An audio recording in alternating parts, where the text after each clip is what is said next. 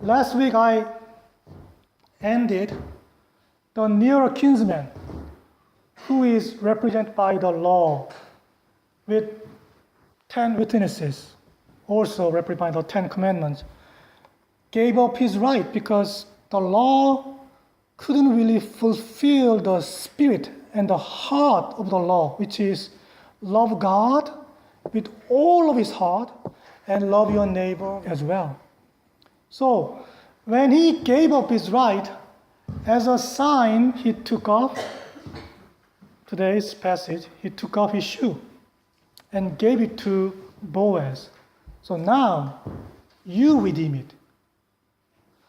So that actually finalized the transaction. So if you read carefully the whole Bible, especially in the Old Testament, there are certain occasions when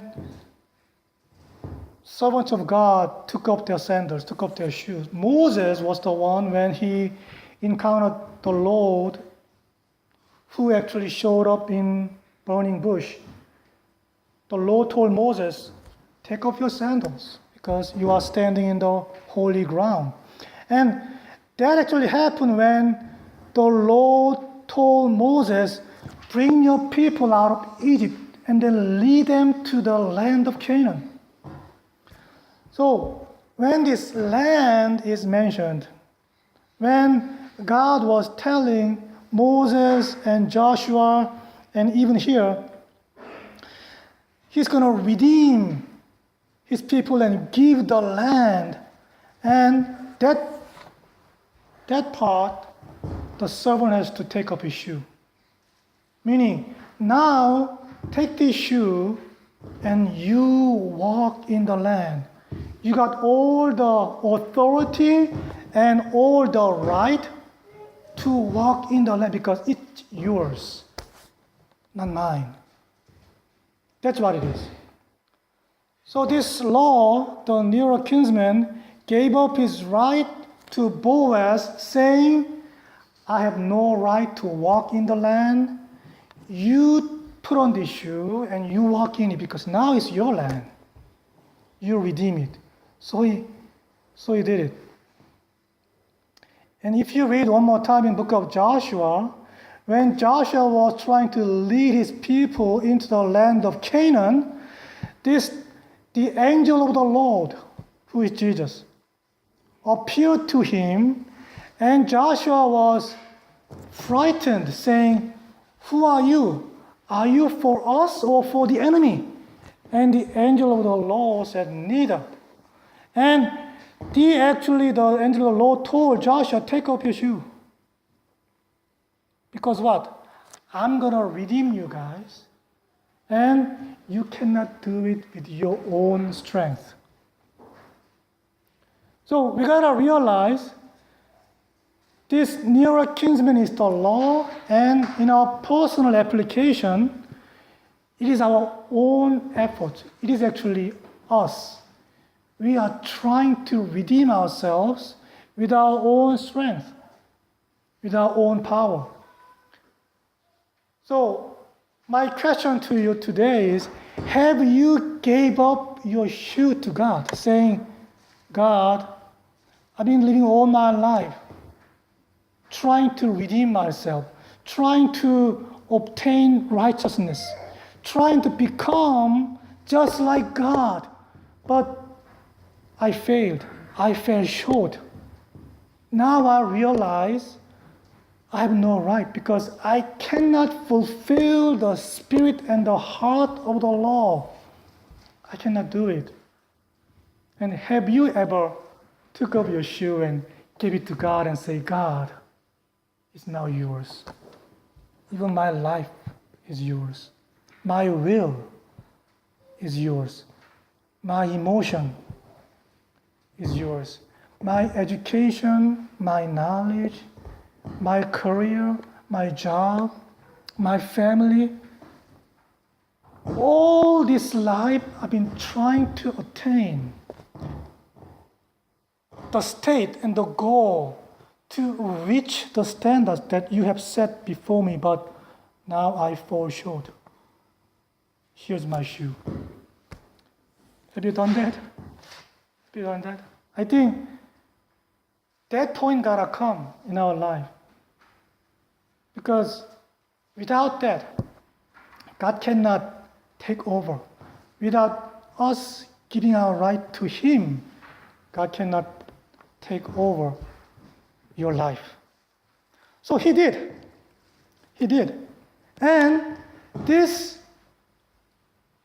Boaz now took over, and before these 10 witnesses, he says, now you are witness this day that I have bought all that was Elimelech's. Elimelech means God is my king. And all that was Chilion's. Chilion means what? Pining away. And from Mahlon's. Mahlon means sick. And from the hand of Naomi. Naomi means pleasant, but she called herself, she said, don't call me Naomi pleasant, call me Mara bitter. My life became so bitter. That's what Jesus Christ did. On the cross, there was this plaque that was written on the beam, the King of the Jews. And on the cross, He redeemed what? All the sickness and all the disease and all the bitterness that the humanity was experiencing, and He purchased it on the cross. And the cross was represented by the gate. He went up to the gate, and the gate is what? Where the judgment was ruled. The final legal transaction took place. So when He went to the cross, the judgment of God was pronounced upon Him.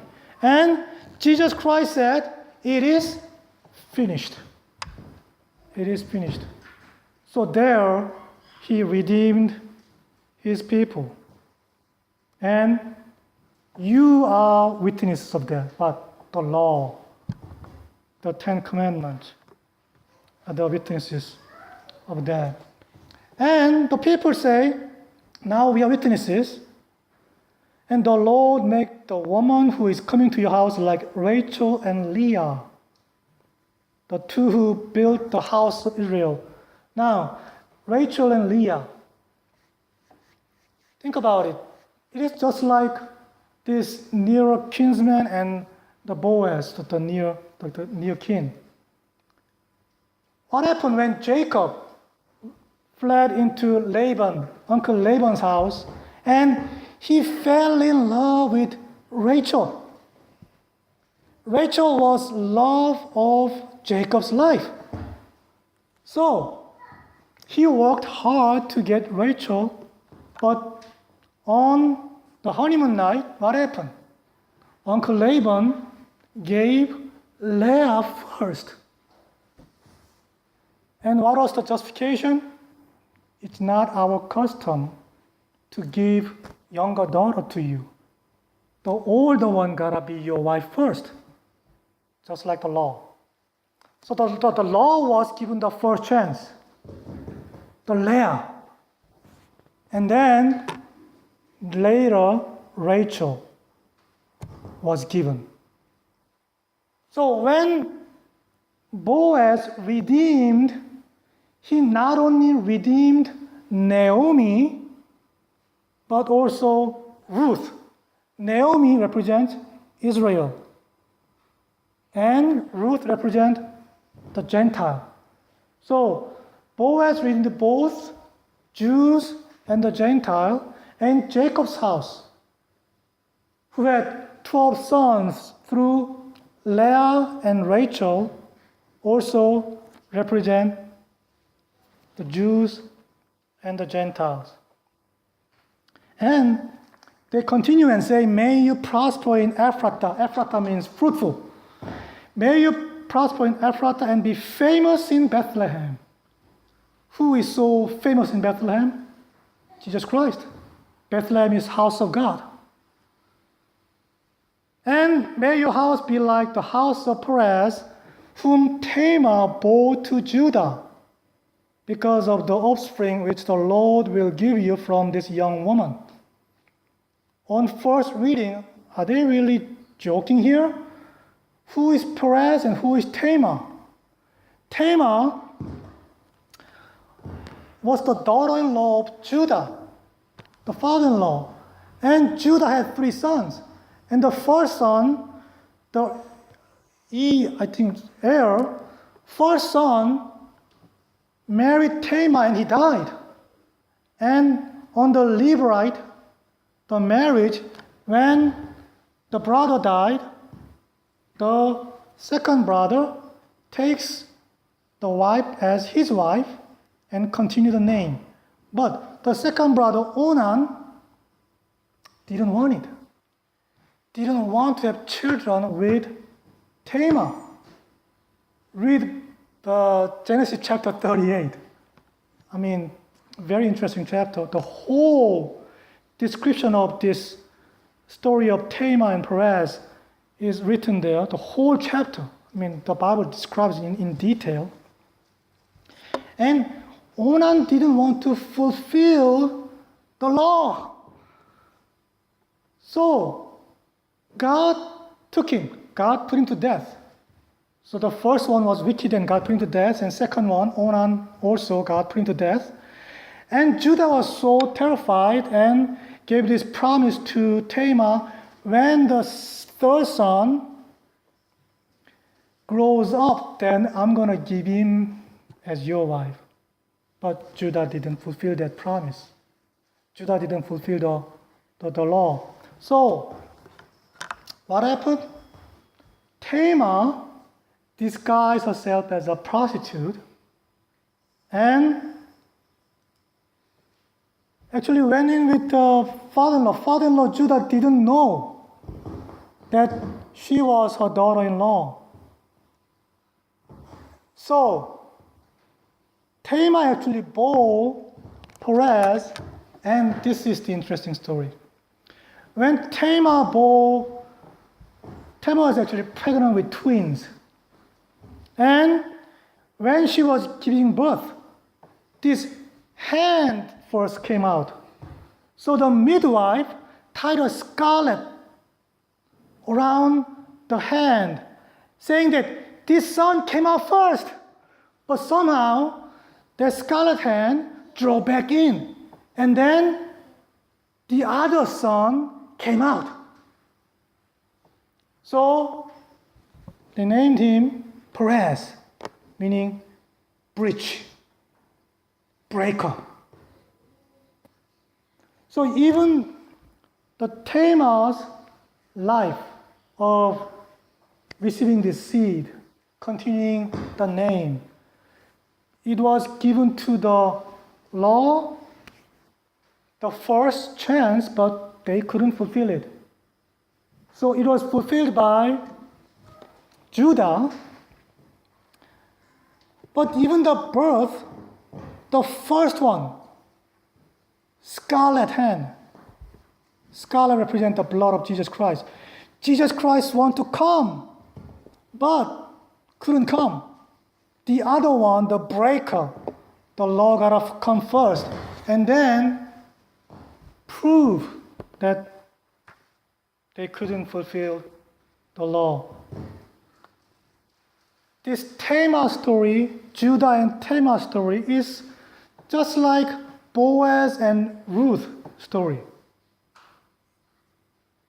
The nearer kinsman couldn't fulfill it, so Boaz fulfilled it, but the difference is Ruth was a virtuous woman. She wasn't trying to go against the law to continue the name of her family. But the one stigma that she had was she was descendant of Moab. The Lot. The story of Lot, right? Lot's daughters gave her father alcohol and made him drunk and slept with him and had these sons. So she came through that lineage. But what's the point? God's salvation doesn't really depend on our human choice. Doesn't really depend on our human sin. It is God's working, not our work. If I were God, I would have taken out and removed all kinds of those kinds of stories. But the Bible specifically tells us that there's nothing to be ashamed of. Jesus Christ is not ashamed of coming through the lineage of this woman. Because we are all born in sin, but Jesus Christ came to save us from sin and redeem us from the bondage of sin. So, these 10 witnesses told Boaz, "May your house be like the house of Perez, whom Tamar bore to Judah." And so Boaz took Ruth, and she became his wife. And when he went into her, the Lord gave her conception. She bore a son. Then the woman said to Naomi, "Blessed be the Lord, who has not left you this day without a close relative. May his name be famous in Israel. And may he be to you a restorer of life and a nourisher of your old age. For your daughter-in-law, who loves you, is better to you than 7 sons." I mean, in the Jewish society, women and children has no status. But in the story, Ruth is declared as somebody who's better than 7, the perfect number, the perfect 7 sons. She is better than that. And then Naomi took the child and laid him on her bosom and became a nurse to him. And the neighbor woman gave him a name, saying, "There is a son born to Naomi." And they called his name Obed. He is the father of Jesse, the father of David. So they called his name Obed. Obed means servant. And who's the real servant? Jesus Christ is the real servant. This represents the real servant who is to come in the future. Matthew chapter 12, verse 18. God says, "Here is my servant whom I have chosen, the one I love, in whom I delight. I will put my spirit on him, and he will proclaim justice to the nations." When he first came, he came to serve. He said, "Son of Man didn't come to be served, but to serve, and to give his life as ransom, the payment for many." So they knew exactly how this son's name gotta be named. It's very prophetic. So there's this whole genealogy now comes at the end. Now, this is the genealogy of Perez. And if you go down through the genealogy, look in what order, what place Boaz actually is in. He's in the 7th. Boaz, 7th, the perfect number, the number of rest. I told you. In chapter 3, Naomi says, "Stand still, wait, my daughter, because the man will not rest until all this matter is settled." While we rest, because there's nothing we can add to the work of salvation, while we just rest in him, trust in him, God does all the work. And on the threshing floor, I mentioned that Boaz gave Ruth 6 measures of barley. 6 represent a number of man, also number of the number that is missing just one thing. If you add one more number, that makes perfection. So number 3, God comes, and what is lacking in chapter 3, God, the Boaz, fulfills it by being the 7th man in genealogy. And Ruth is better than 7 sons. 7 sons. So if you go through all that genealogy, the name, somebody actually came up with this declaration. It says, the one who broke through death, the one who restored the breach is exalted, and he is my noble kinsman and prophet, clothed in the strength of the Lord. He is my servant, my husband, the beloved of God. So it's very prophetic.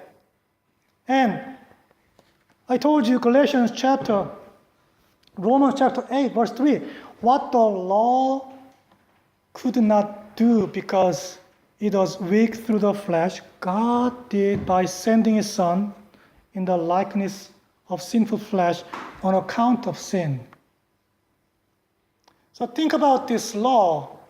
Couldn't do it because it was so weak. Think about the Naomi's son's name. Mahlon and Chilion, sick and pining away. They couldn't fulfill it. They couldn't do it. But what is Boaz's name? Strength. In him is strength. Boaz, who's the perfect picture of wealth and strength, come along and he fulfills it. He redeems it. And that's the conclusion of this book of Ruth, the story. At first, chapter 1, the son was all lost, man was all lost. But chapter 4 now, son is given. His name is Obed. He is the father of Jesse and father of David.